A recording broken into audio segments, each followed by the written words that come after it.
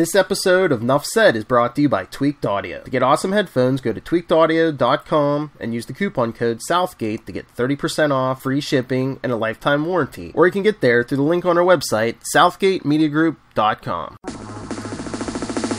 Hey Nuff Said fans, Phil Perich here.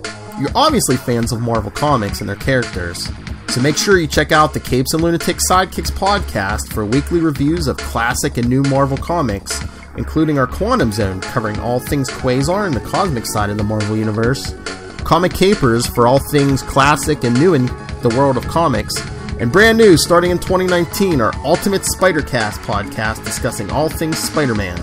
So remember, you can find all this Marvel goodness and more on the Capes and Lunatic Sidekicks podcast.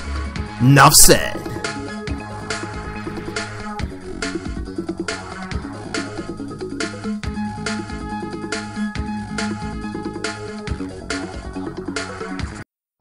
And what about our Superconnectivity podcast?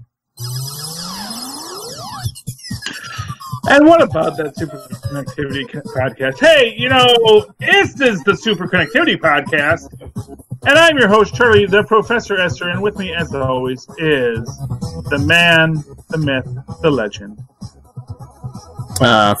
Phil me and Perich.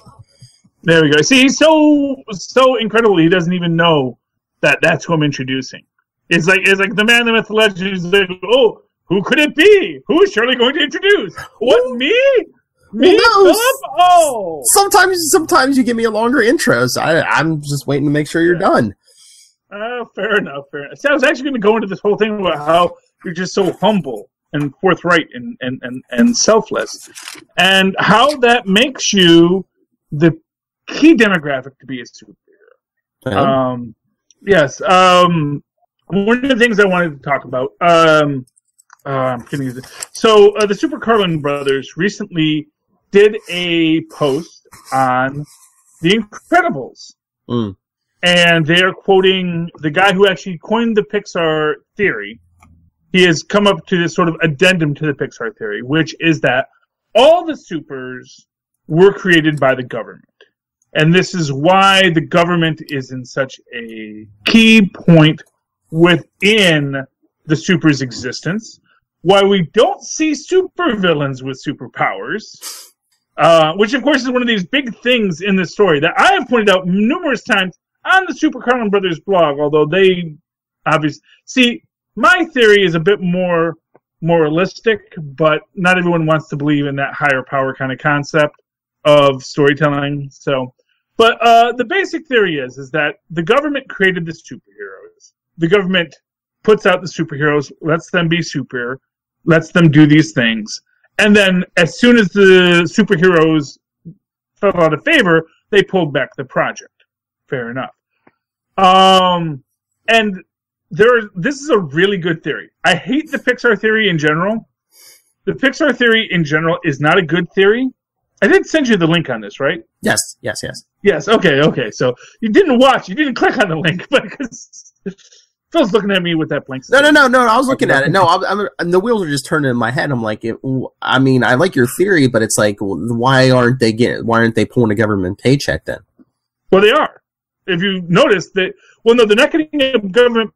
They obviously did get a government paycheck.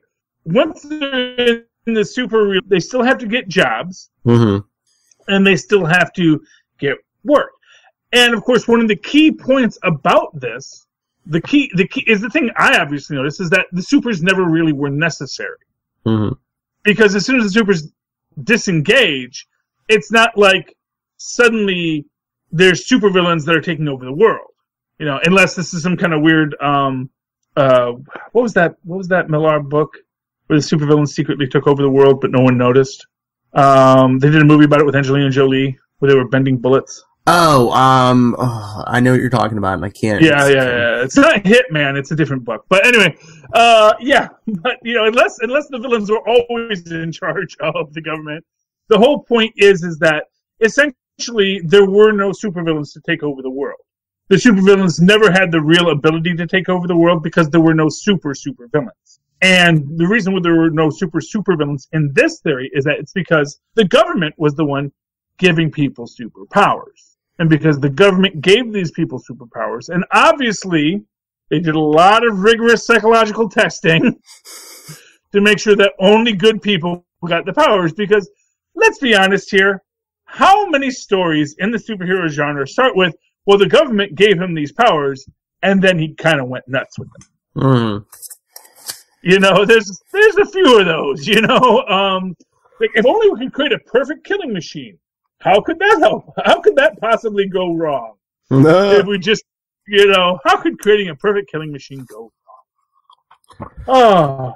But no, I looked it up. The movie, I should have remembered this, was Wanted. Wanted, there we go. Yes. There's also a comic book series, which I understand is much better. I've seen a few scenes from the Angelina Jolie, some other dude that's actually the hero of it film, and I can see how the comic could very easily be better. Well, wasn't that the case usually that, like, in most genres that the original material is usually better? Not necessarily. Yeah, but I mean, I think sometimes stuff loses. You can lose stuff in translation. Well, what got lost in translation is the entire plot. When the entire plot gets lost in translation, then, yeah, basically it's like, oh, what if there was a secret group of assassins that could bend bullets? It's like, if you thought that was, I don't think that was actually the plot of the book. I think that was just an aspect of the book. I mean, to give you a sense, it's sort of like the idea is and again, limited understanding of the book as well. You know, it is, because that's what you get at Superconnectivity. Books I haven't read, films I haven't seen, that I'm going to tell you about. Oh. And why they're wrong and I'm right, because that's the intellect of the professor. Uh-huh.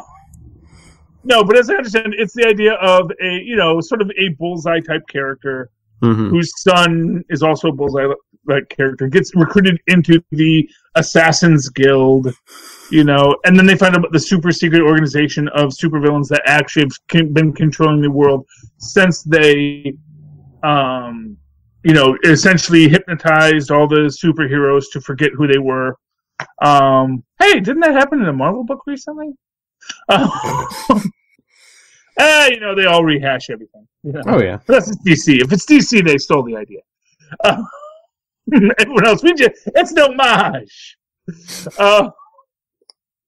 And then the basic crux of it is that, you know, the villains who took power don't necessarily want to still be just, you know, kowtowing to someone else's social order.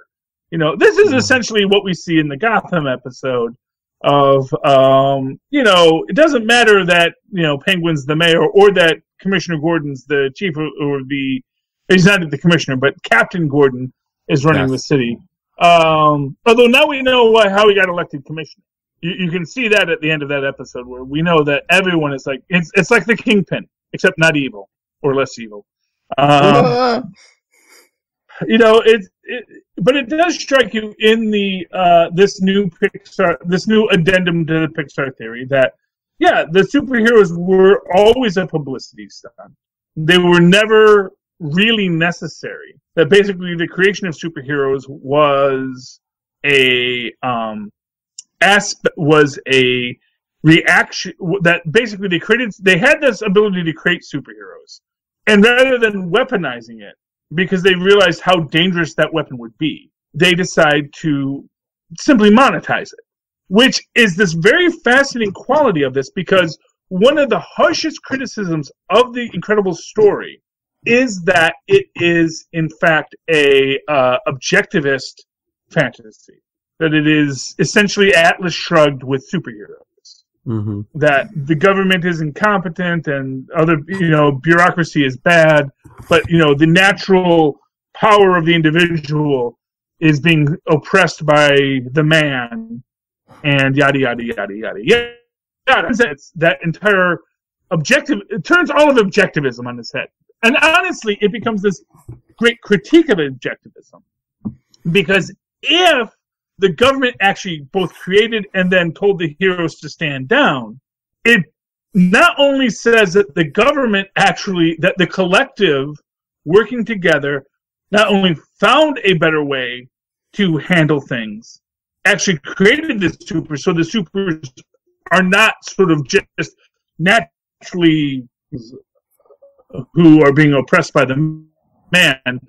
They are indications of the man, creations of the collective, empowered by the collective, and then told to stand down by the collective. And then because the collective was smart enough to be real careful about who we give these powers to, like Erskine in the first Avenger, we can't just pick a guy because he's strong. Because a strong guy isn't going to know what to do with these powers. You need to find someone who knows the importance of being righteous. You know, you have to have that Erskine there to make sure that Steve Rogers gets that serum, not McClinton, I believe his name was, Protocide. Because Protocide's the guy they wanted. The freaking, guy who killed his commanding officer. Like, that shouldn't have been a red flag. Actually, no, I think he might have just gotten into a bar fight. I forget exactly what he did. I don't think he was a Dirty Dozen kind of guy yet, but he was certainly on that path of a guy who'd been smacked around, and he was the guy that the general wanted. But of course, Erskine said, no, you got to give this to Steve Rogers. Steve Rogers is the guy. So essentially what they did was they only picked Steve Rogers' and they only gave them superpowers. So they were all good people. Now, you did have tech-based heroes, but you also had tech-based villains. Because it does seem that there were independent heroes who then registered with the government and to do their tech-based thing. Because it clearly, I don't know if it was Gazer Beam or there was a couple guys there, but there were a couple guys that it seemed like they were actually just tech guys. Because of course, Buddy even says you don't need superpowers to be a superhero. There were tech, so it tells you that there were your Tony Starks of the world who were at least operating within the confines because they understood the need for it. Which again speaks to this idea that the government was smart enough, and of course, that then the government, if there was ever a rogue superhero, they had several superheroes that they could use to utilize extreme prejudice as needed. And while the heroes might not have killed, once someone's in custody, that's up to the government. That's Davos. He's getting that needle. I'm just going to tell you that at the end of Iron Fist. That's the thing is like they which is why maybe we just finished Iron Fist, me and Maz, so definitely look for the last episode ever of the Cage Cast. The government can put that needle in your arm and call it a day. It's in their ability.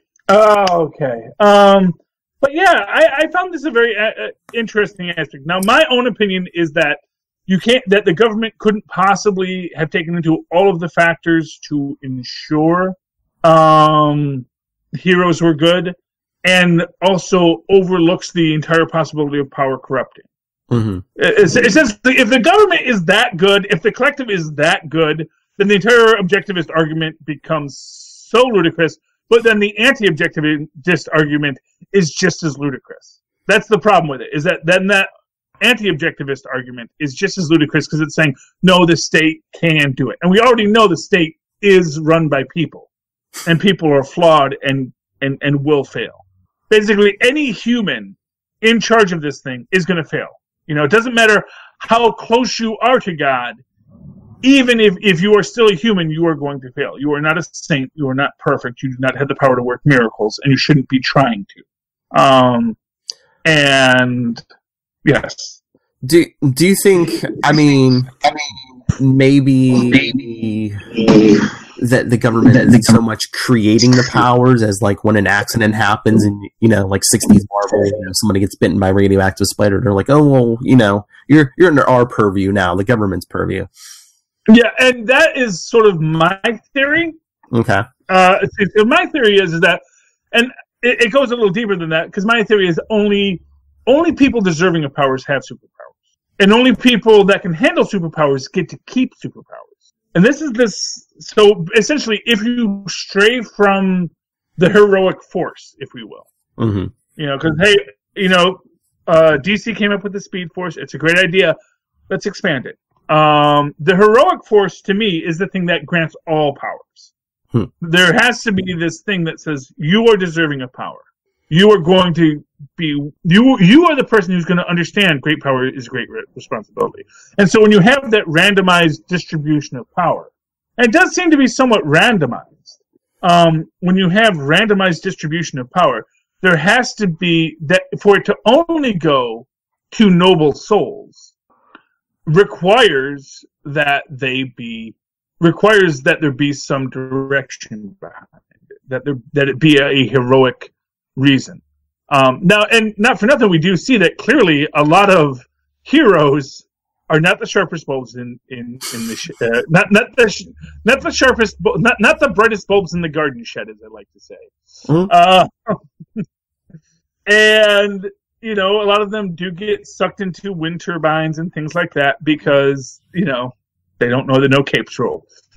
But I guess there is the possibility that if you were a supervillain and you got powers, you would probably wind up blowing yourself up almost immediately because you just couldn't handle the power. Which, of course, not for nothing, happened to a lot of classic Silver Age villains. Like when Absorbing Man tries to absorb all the power of Earth and he just disintegrates. Of course, he came back because he can't leave a Crusher Krell out in the Omniverse. That's not how you deal with a Crusher Krell. Or Creel. I forget what we agreed his name was. I think it's Creel now. I think it's Creel. I think that's how they pronounce it on Agents of S.H.I.E.L.D., didn't they? It's Creel, yeah. Creel. I don't know why. I don't know why I pronounce it one way and other people pronounce it the other way. And I also never know why I pronounce it. I continue to pronounce it wrong when everyone else is pronouncing it right. But we move on from there. Yeah, so I do think that there has to be a higher power involved in it. Otherwise, it's just as ludicrous of a fantasy as objectivism is at its core. Mm-hmm. It's either if anything, if you want to go with the government conspiracy theory, then it's as ludicrous of a story as Atlas Shrugged is a ludicrous.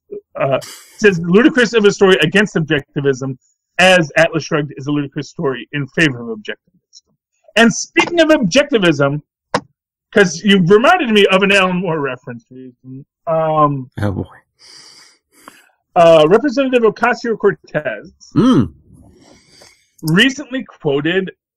Well, they say she quoted the Watchmen, and it's interesting how they phrase it.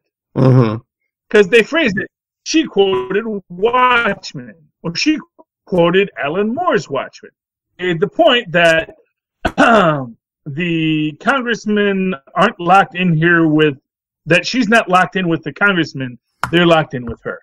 Because some congressmen had said, Ocasio-Cortez, she's such a female, and things, as they do on the Republican side of things. And she made this quote. And then, of course, all the hipsters got all excited. But the person she's quoting in that, you're not locked in here with me, is Rorschach, who, again, speaking of objectivism, is Alan Moore's own critique of objectivist ideology as embodied by Dick Goes the Question, for whom a rich man must be moral.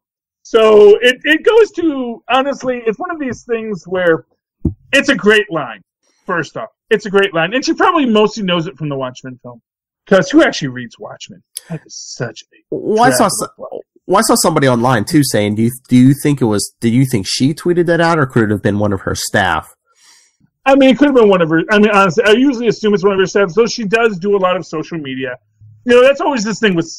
The idea that there are social media people, if that's a job, it confuses and enrages me, because obviously it's a job I'd love.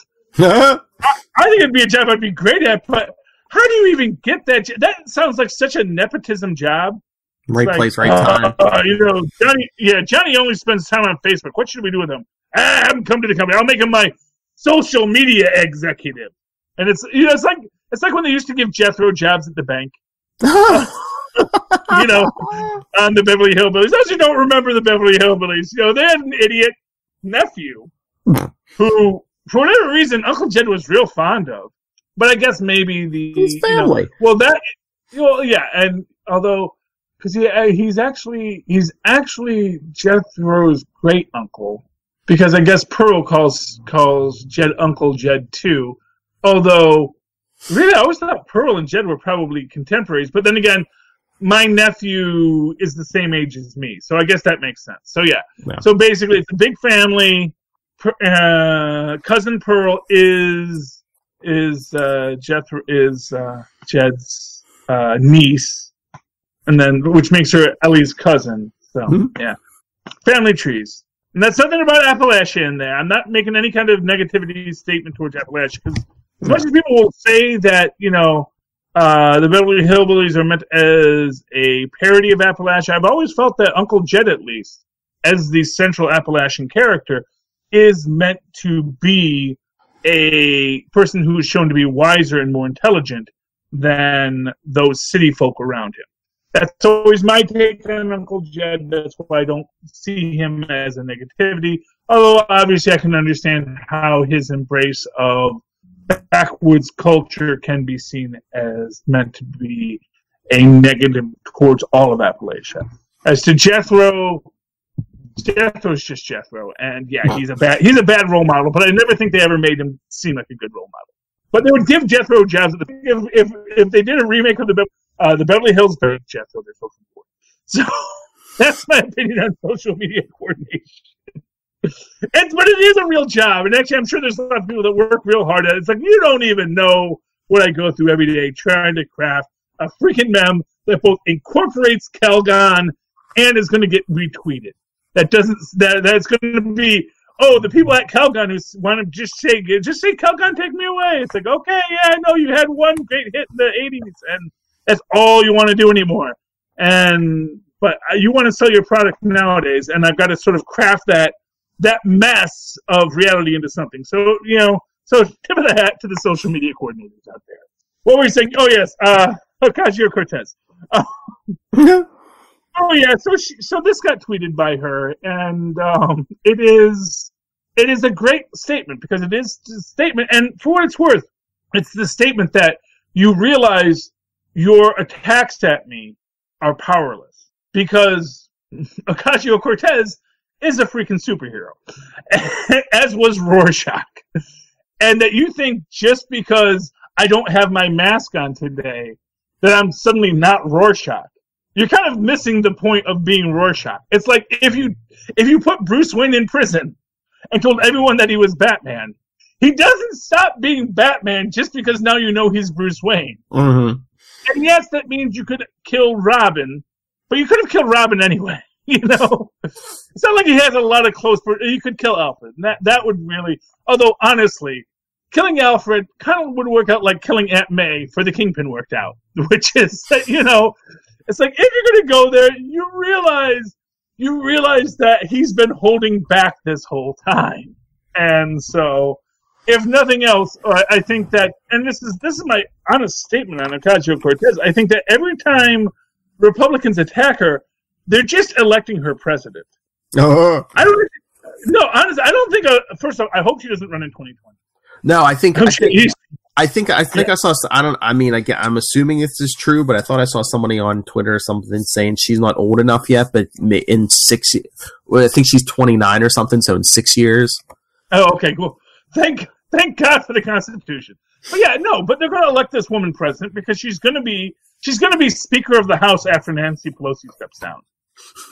And because she's just that popular. Yeah. She just has that much political strength, and the Republicans just feeding into her, because they don't understand they're not popular. And when an unpopular person comes out against something that is popular, it just makes that popular thing become more popular. Yeah. It's called harnessing hate.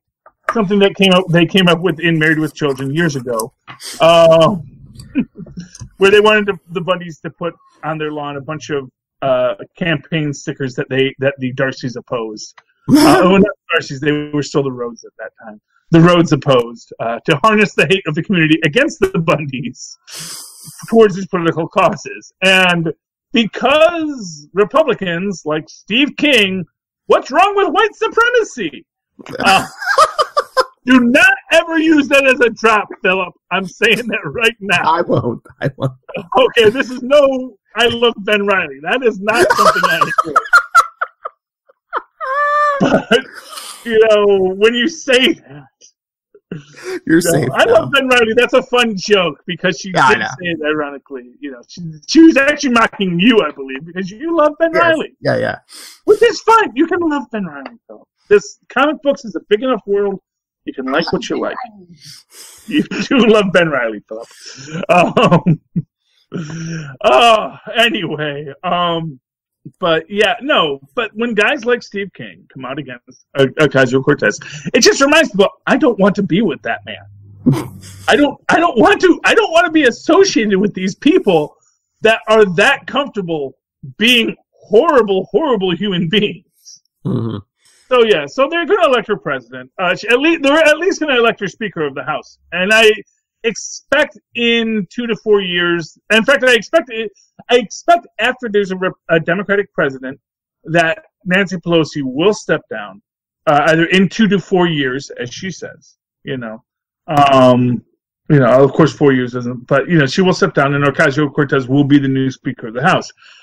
Just that simple. And of course, but that's the problem with social media is people think they understand it, like me, as I deride against social media gurus out there, but they don't, and they fail miserably. But that's Ocasio-Cortez. Moving on to Samuel L. Jackson, who has been talking about the new Captain Marvel film, and has suggested that Captain Marvel can time travel. What do you think of this, Philip? It's interesting. I was thinking, so are they going to do like a Captain America thing with Captain Marvel, except instead of being frozen in ice, she's just going to like jump forward through time? Oh, that's an interesting take on it. I hadn't actually thought of that. Mm-hmm. See, my actual take on Captain Marvel and time travel, and saying that she can time travel, was that Superman can time travel. The Flash can time travel. Yeah. Only one of them does it, to the detriment of everybody. Essentially, Captain Marvel time traveling, it's the power she theoretically... See, my take on it was that it's a power she theoretically has. And to that extent, I did look this up, because I was concerned about this, and the term a tesseract. Because as we know, in the 1940s, we are calling the cosmic cube a tesseract. But of course, we don't think about a tesseract in that way. At least I didn't think we did that long ago, because we mostly think about the tesseract as something from... It's most popularized by A Wrinkle in Time as a method of transversing space and time. But in fact, the term was first used by Charles Howard Hinton. Yes, I'm reading off my thumb right now. In 1888, in his book, A New Era of Thought, from the Greek tesserissus actinus. So it's from tesserissus actinus, meaning 4 rays, referring to 4 lines from each vortex into other vertices. Now, and just to give you that little World War II reference, the term was first used in science fiction, let me find it, in popular culture, He Built a Crooked House by Robert Heinlein in 1940 science fiction story featuring a building in the form of a 4-dimensional hypercube. So the word existed in a scientific or in a super scientific context by the 1940s, so it makes sense why Red Skull would call it Tesseract. And of course, you can always go into why the Asgardian Tesseract, even though they probably would have had a different word for it in 1880. Unless, and here's your big, it's called, or Hinton called that a Tesseract because he learned about the Tesseract from the existence of the Tesseract in Norse mythology or Greek mythology, because, as it will turn out, we'll get the Greek gods in Avengers 4. Hercules, Unbound. Maybe not. I was trying to work this out in my head. I'm like, okay, let's see, time travels. So is she already in the present? Because I mean, at the end of Infinity War, Sam Jackson's hitting the pager. So yeah, well, she has to be somewhere. Yeah. Or I was thinking, what if there's some kind of accident and she's like stuck in the time stream, and I guess hitting this button will bring her out, but it's always like, oh well, we don't know what bad thing's gonna happen. You know, if you rip her back out of the time stream, you know, you could like destroy half the universe. And, you know, well, at this point, Sam Jackson's like, well, half the universe is gone now anyway, so let's take the chance. Yeah, you know, I mean, that's a great argument. You know, the only thing is, first off, the idea of Captain Marvel being trapped in the Speed Force sounds a little bit too DC to me. And to make a point, they actually had this statement that the writers of it did not want Captain Marvel's story to seem too much like the Green Lantern story. Mm. So I can't imagine them instead just taking the Flash's story and putting it onto Captain Marvel. My take on it really is just that it's a power they will discuss that she has, but she doesn't use. Because unlike Superman in Superman 1, actually listens to the warnings, don't go back in time. Remember Superman 1? Yeah. The original John Donner one. John Donner? Robert Donner. Richard Donner. His last name was Donner. He didn't get eaten at the Donner party. That's all I know. Richard Donner has Superman's dad. Jor-El. No, actually, I was trying to think of the actor. Marlon Brando. Yeah. Brando, yes.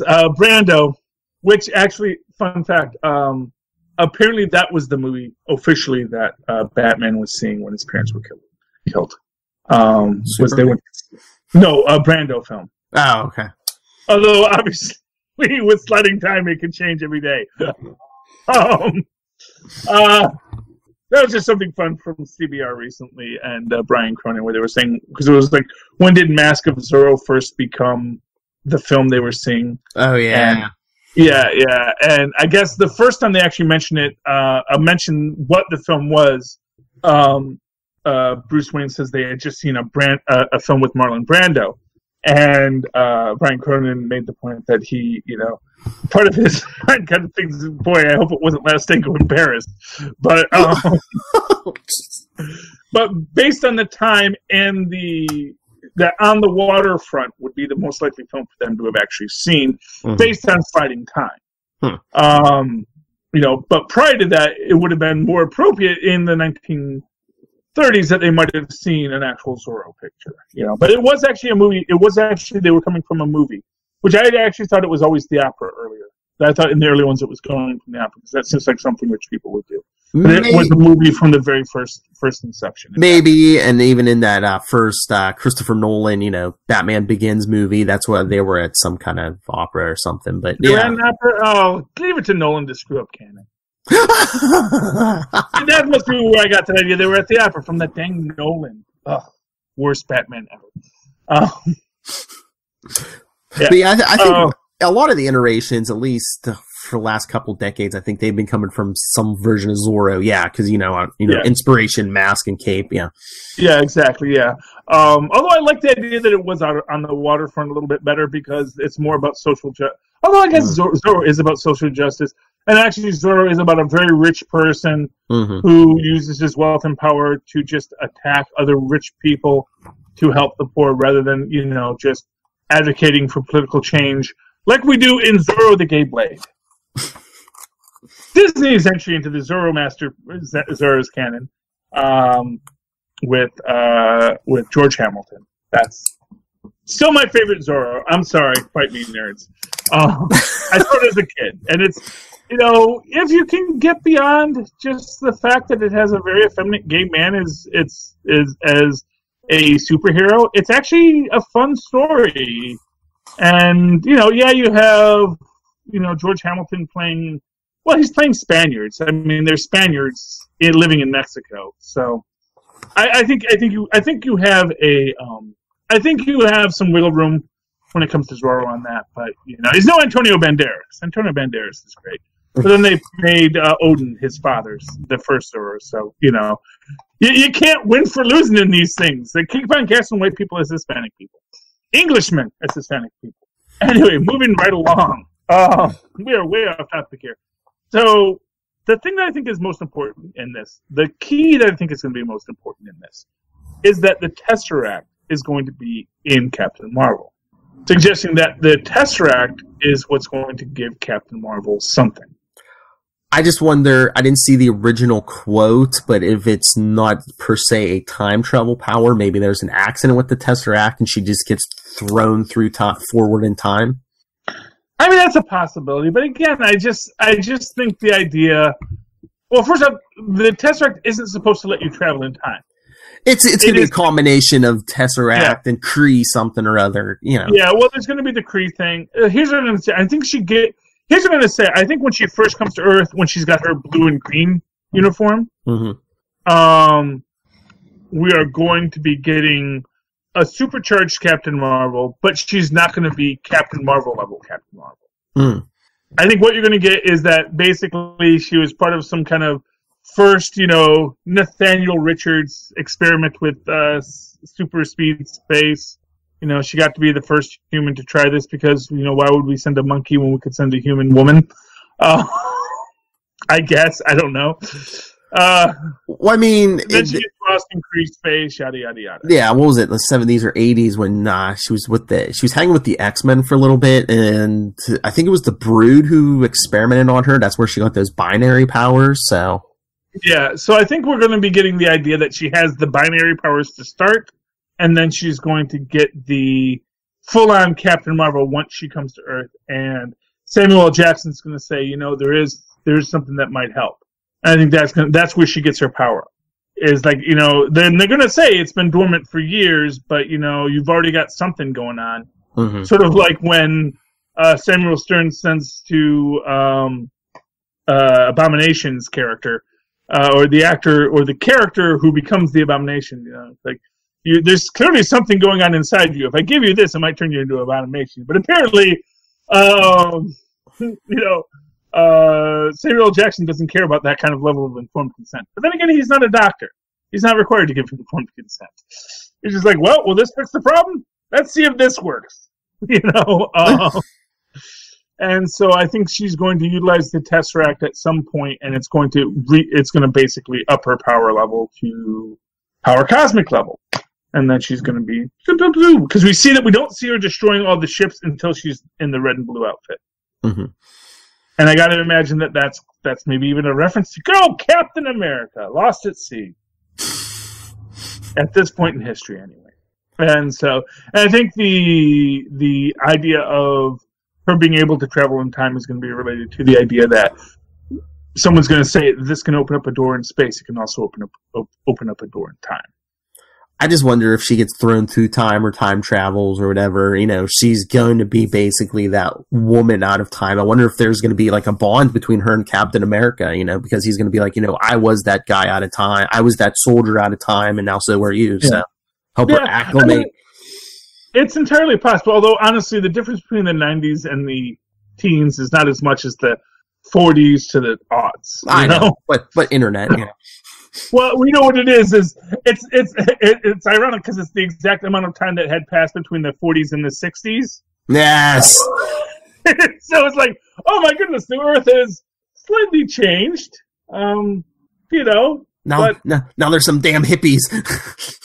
No, I mean it's no. Actually, here's what I'll say: is the difference between the 40s and the 60s was actually pretty stark. Fashion. Well, not just fashion, but just, oh, wow, so people are eating at the same lunch counters now. Or at least trying to. It's like, there were some big things that happened between the 40s and the 60s. I can't say that a white woman in the 90s is going to be as cognizant of the social differences that have occurred between the 90s and the teens. Unless it's going to be, oh my gosh, how is this person president? No, I think it's just going to be like, what is this internet you speak of? Yeah. But, what is this social media you speak of? Honestly, I say that too. Then again, I am from the 90s, so... He's a time traveler, people. Yeah, well, yes, I am. We are all time travelers. I know. Second by second. Yes, One second by second, we are always moving towards the future. It's like going backwards. That's the hard one. But yeah, so I mean, the idea of her being a woman out of time, I think it's possible, but I also think it's a cop out. Now they have said that there will be a reason why she hasn't aged since the 90s. So maybe that's their reason, although that's a dumb reason, because she's a freaking superhuman. Superhumans don't need to age that much. And granted, she will be aging as we do future Captain Marvel films. So maybe that, I mean, basically, if they're thinking that many levels up, although, not for nothing, Samuel L. Jackson is going to be like 28 in this movie. So yeah, but that I believe that it's not like it's beyond technological ability. No, but I think that process is expensive. I don't think they want to do that for Brie Larson every movie, every time she appears. Well, there's an interesting argument, which is that Brie Larson is largely CGI most of the time that she's out there. Well, yeah, but I mean, it's probably worse if you got to de-age somebody or... Well, they don't have to de-age her that much for a while, Philip. I know, yeah. They got like a good 10, 20 years out of this lady where, science and makeup can do just fine to keep her being Captain Marvel if she wants the job, one thing we can say is that, people that work for a living as actors, they certainly go and they do that 8 hours a day of digging ditches to have that perfect rock lake body. And it's hard work, but they pay you well for it, Honestly, if you paid me $1 million a film, I did a film every 2 years, and I had to, the thing is that every day I had to go to the gym for 4 to 8 hours a day. I'd go to the gym 4 to 8 hours a day. I would. Oh. It's a lot of money. It's more than I'm making now. And I got to do, and honestly, there's a gym in a much closer commute than what I'm going to now. So, you know what? I'll take that gig. There's TVs there usually, right? Oh, I can listen to podcasts. Exactly. Hear about that Quasar podcast, The Quantum Zone. Or that Kelly Thompson interview. Yeah. Yeah, it's not on my feed yet. I'm waiting. It's coming. It's coming. Yeah, it's not up yet, but it will. Okay, well, yeah. So for those listening now, look for the Kelly Thompson interview. That's right. We ask about the West Coast Avengers crossover. I'm sure we don't get specifically into the Digger, because that goes into the weeds. You never want to ask someone who's in that business. I mean, check it out. I don't want to give too much away. Check it out. But I mean, she couldn't go too much in specifics, Yeah. Well, I'm sure we'll get the crossover, and I just want Digger and Gwenpool to meet, because there's so few like non-antagonistic fourth wall breakers in there that can be. And honestly, I think bring Digger in as a fourth wall breaker that can actually like maybe even help Gwen to reclaim her powers. It's such a nice arc, It's just, I don't know. I a lot of stuff might be happening. Doesn't it look like this War of the Realms is going to be like a line-wide thing? Like it's affecting it. I thought I saw something like, oh yeah, here's Daredevil and War of Realms. So I'm assuming it's going to hit everybody. Yeah, well, the last time they got to Asgard, we got Fear itself. So yeah I'm sure it's. Here's what I'll say: it's obviously not going to be the kind of thing that it just gets left to one realm. Yeah.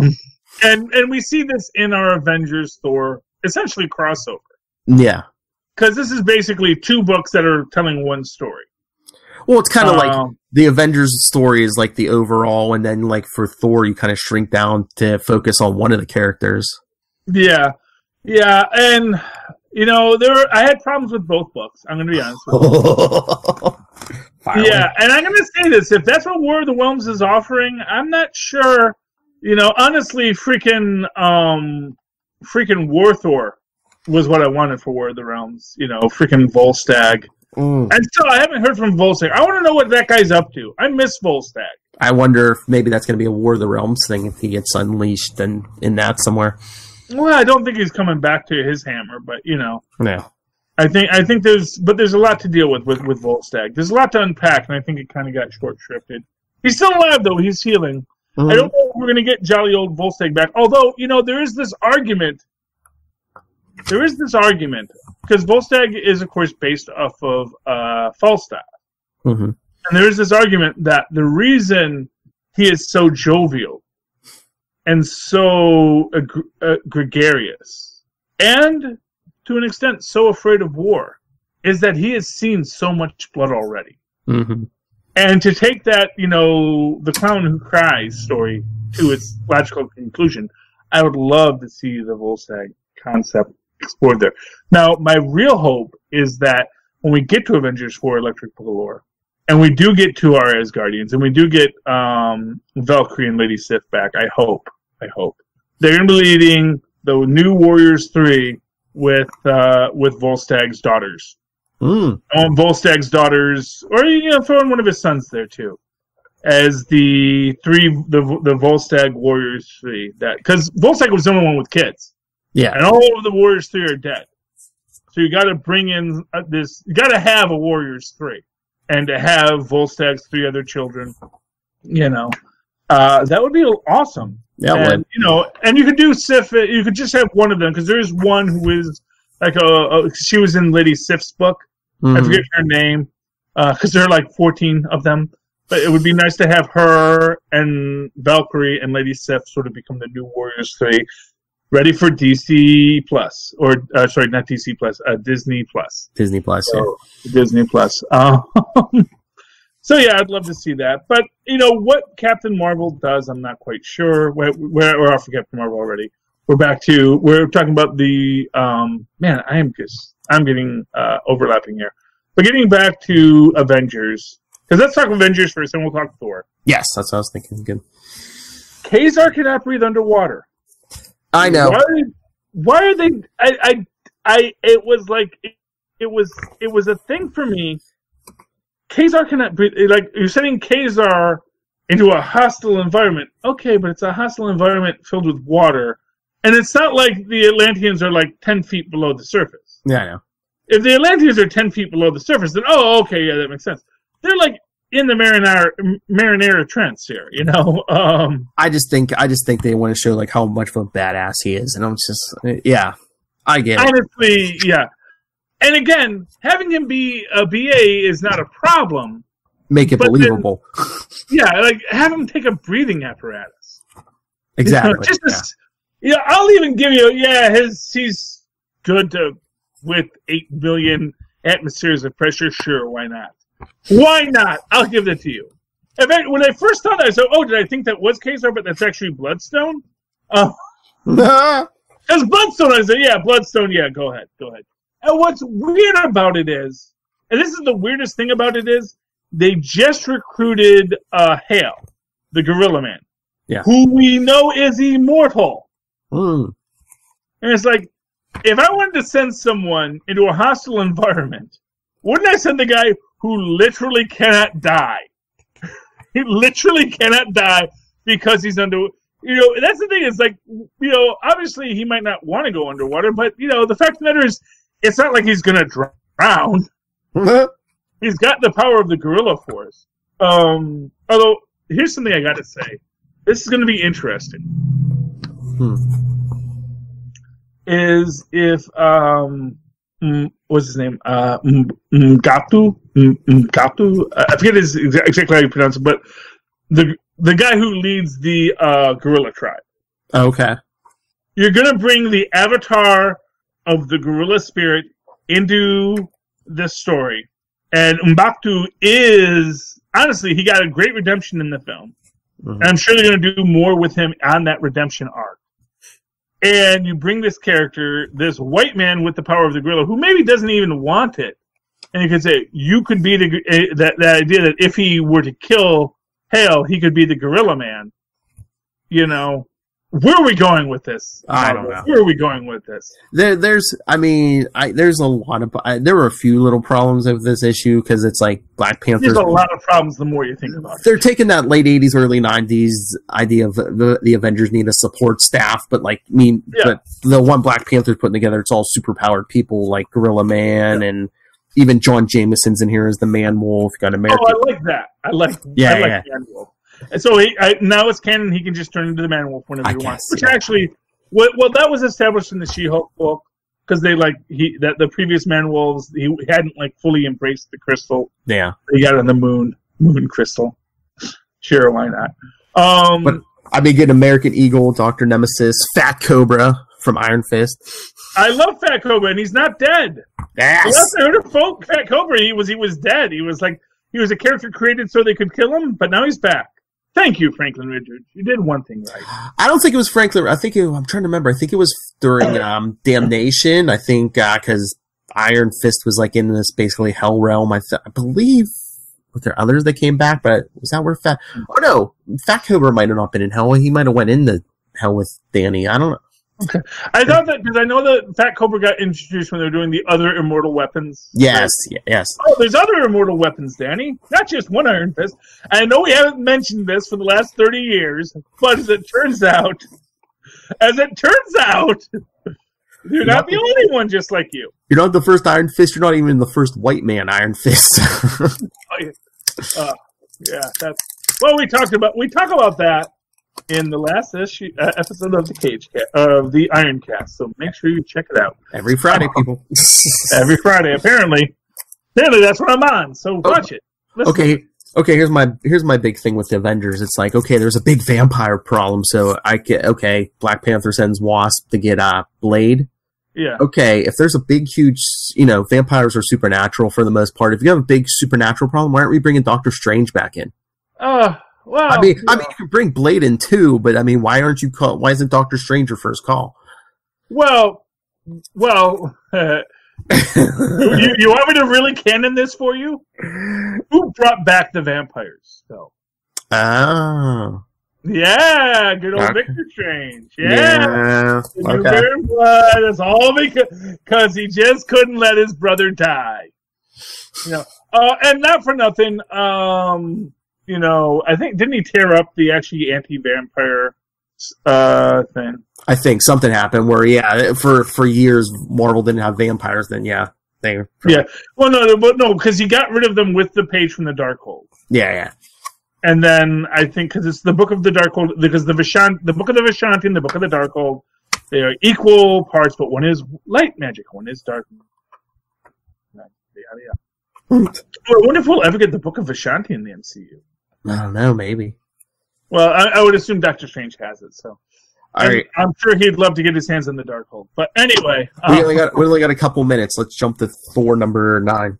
Okay, yeah. So Thor number 9 was better than Avengers. And let me just be clear. I loved Avengers. Yeah. It pulled me out a lot. It pulled me out. And I like Bro, our new tech guy. So I think that's the best part of it is Bro. Also, I didn't like the fact that apparently Mobius now doesn't know why vampires want to capture him. Because after Dominoes, we know why the vampires wanted to capture him to release the thing. Oh, maybe now it's like, the last time they did it was this. This might be something else, Yeah, well, I think Jason Aaron always wants to go big and huge, and sometimes it pulls you out, but yeah, I think this is a good episode for talking about how we see worlds, and how what we see as the world may not be real. Because here's the thing: the whole Thor She-Hulk scene. With training. That seemed very much how an ex sees the next girlfriend and her ex together. Both her ex is awful and the new girlfriend is awful. She's a big green monster. Yes. Yeah, honestly, it just seems. Yeah, I mean, Solomon just seems. Yeah, Ross Solomon. Yeah, Ross Solomon just seems very off in the whole thing. She's another member of Black Panther's team now. Yeah, she's an agent of Wakanda. And unlike Kazar, she took the suit that that Black Panther provided. Yeah, well, which makes sense, but yes. And then she decides rather than calling in the Avengers, which is what she's supposed to do, she decides to fight. First off, Frost Giant going rogue. Yeah, going rogue. I mean, and it's weird to me. It's like this idea that they found out that Malekith has a black Bifrost. Don't we know that already? Or if we don't, can't we just assume he has some kind of teleportation something or other? But I gotta feel like he has explicitly said, "Call the black Bifrost" in front of other people. like repeatedly. Or was it Thor? Because Thor's not always the quickest on the update. He wasn't the only one there. That's what I'm saying. Like someone's got to know Malekith has a Black Bifrost, that he's built a Black Bifrost. And it just seems weird, like that was the big reveal. And then they reveal that even without Raz, Cole finds out about it too. Oh, yeah. Yeah, Odin's brother, yeah. Yeah, and here's what I'll say. My favorite thing about this is actually to get Cole as a force of the gods, not necessarily a villain. Yes. And this is one of these things I think that is too often the case with these stories, where you have a god like Pluto, or you have a god like Cole, and they just want to cast him as the villain.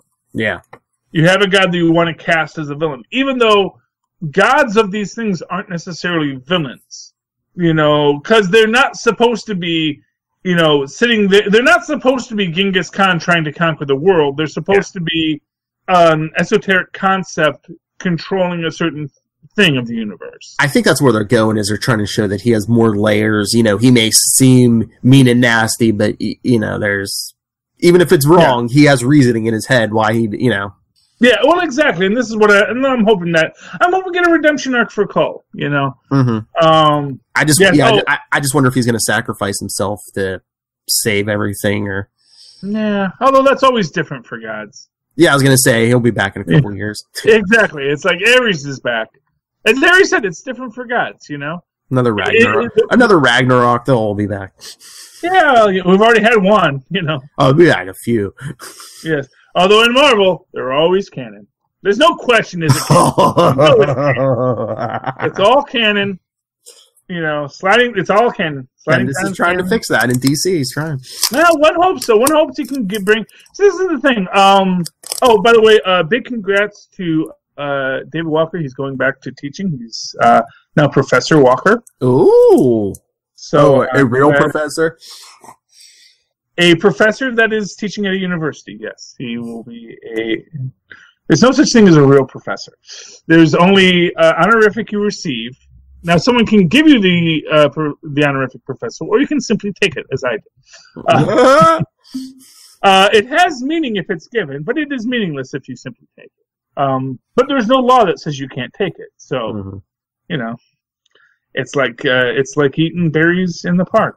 Sometimes they're poison, sometimes they're delicious, and there's no law against you finding out which is which.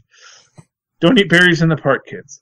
All right, let's cut it there. It's been about an hour, so let's cut it. It's been about an hour. Let's call it a day. Yeah. And we have to all obey our mistress, who controls all things, and we are humbled before her greatness. So, Philip, if people would like to talk about our great mistress and how awesome she is, and how they could never beat her even if they chose to fight her, how can they find you? If you want to get a hold of me, you can always email me, nightwingpdp@gmail.com. On Twitter, I am at nightwingpdp. And remember, follow Superconnectivity on Facebook, on Twitter, @SuperConnectPod. And our voicemail, 614-382-2737. That's 614-38-CAPES. And, of course, you can always write to me in an old-fashioned email, whether we're awesome past once did at superconnectivityblog@gmail.com. That's superconnectivityblog, all one word, @gmail.com. And, of course, follow me on the Twitters as I live tweet things when I'm not doing podcasts, @Charlie Esser. That's CharlieEssescr. Look for the 2 E's in the middle. For quality. Bing! There you go. Ladies and gentlemen, thank you for connecting with us this week. Please super connect with us again next. Good night. Good night. Oh, look at that. That's like an hour right there. There you go. Perfect. Nice. Lilith gives me an order. I follow. Cracking the whip. I only follow orders. I was just following orders. Yes, well, no, that's what we do. It's funny because it's actually referencing one of the darkest times in human history. I was going to say, okay. That's what makes it funny. Oh, I thought I was going to say, okay, Schultzy. Yeah. Hogan's Heroes. Yeah, Hogan's Heroes. So that would Who be thought I Know Nothing. Who thought that was a good idea? Nothing.